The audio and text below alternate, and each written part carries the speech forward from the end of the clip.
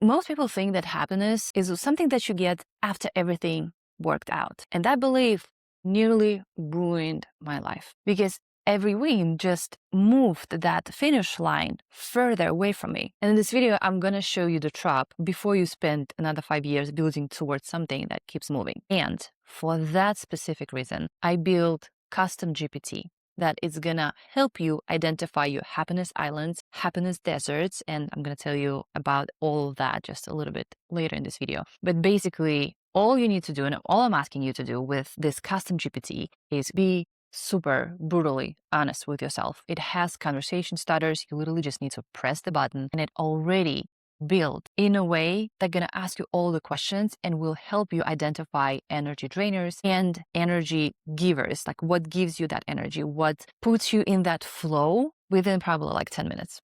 The link will be in the description below. Now, let me show you what's going on, because when you know about the problem, you're halfway through solving this problem. What I see working with capable women is not about the discipline or the motivation. It's always if like we made that silent agreement with ourselves before we actually start building anything, that I will be happy when I achieve that milestone. I will be happy when I get that goal. I will be happy when I have this income. I will be happy when I have this relationship. I will be happy when I look specific way. And all of that just keeps moving that target goal, that happiness away from us. I'm guilty of that. Girl, I'm guilty of that. You cannot imagine how. I was driving, talking with my friend over the phone. I was so exhausted. I was like, okay, yes, I did all of these things, blah, blah, blah, blah, blah. But also now I need to do this. Next step, I need to build this custom Telegram bot so people can just receive all the notifications. And he was just listening to it and he's like, hey, Julia, can you just stop? Like, wow, rude. Why? He goes, can you just acknowledge what you just did within this week, considering the fact that you had this health problems? Can you just celebrate this for a moment with me, just for a second? And he knows me very well. And I go, you know, you're right. That literally one question, can we just celebrate this for a second? Let me stop and just internalize what just happened. Like what I've done within that week, most people would have taken them like, I don't know, a month, 2 months, but it wasn't enough for me, because I had this one thing running the show all the time on the background. And what's interesting is that that thing doesn't feel like a belief. It actually feels like a discipline, you know, like you're so motivated, you're so disciplined, you're just hitting every step, every goal, everything you have, you knock it off your calendar and you just never stop. And then you tell yourself, well, okay, I hit this $10,000 per month. It's great, but it's not stable. Let me get to 15. Then let's say you have your clients, business is going, and you're like, well, what if they leave me? And it's almost like you pushing that happiness away from you. I don't deserve it yet. And a lot of people say this is like, be grateful because this is the gratitude problem. I'm going to tell you, this is not a gratitude problem. This is not a gratitude or a discipline problem. This is what happens when we decide that happiness is something that is waiting for us in the end of the road instead of being with us in our backpack during the process. So I want to give you two concepts. I call them happiness islands and happiness deserts.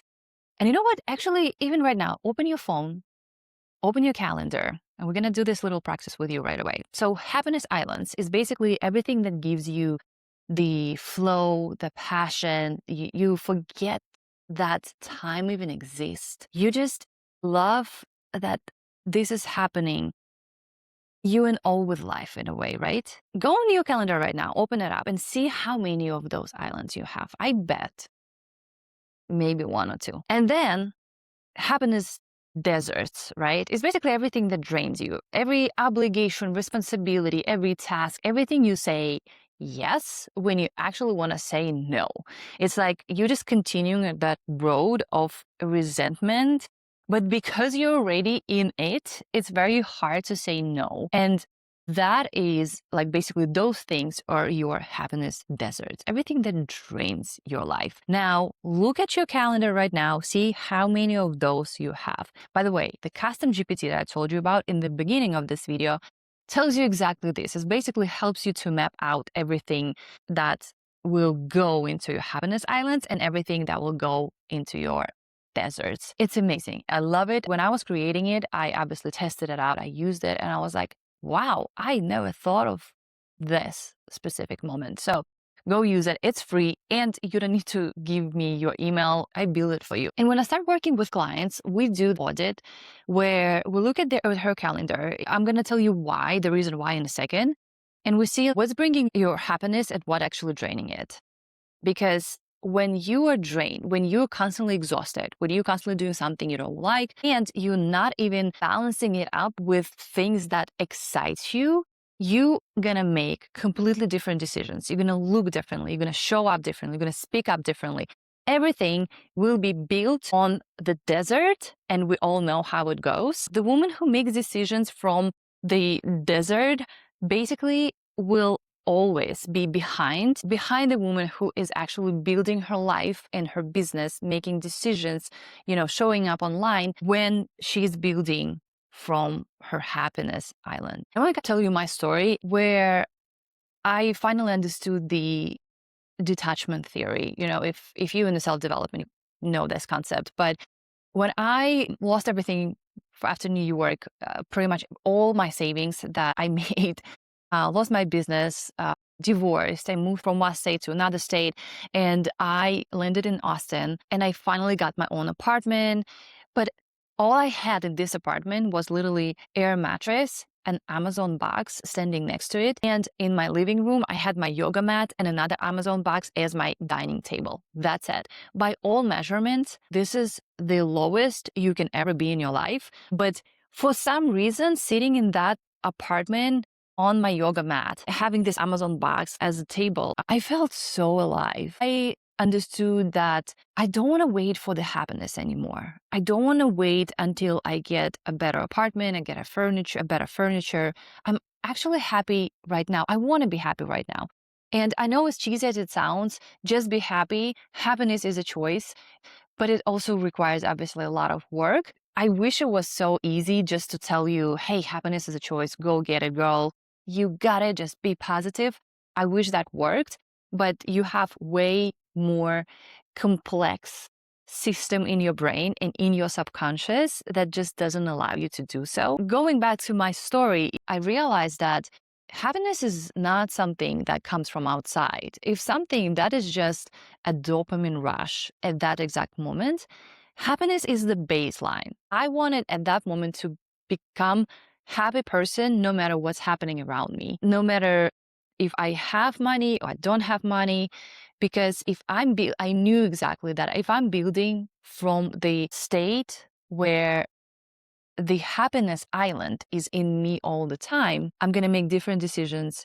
I'm going to show up differently. I'm going to make different connections, and everything else will just follow.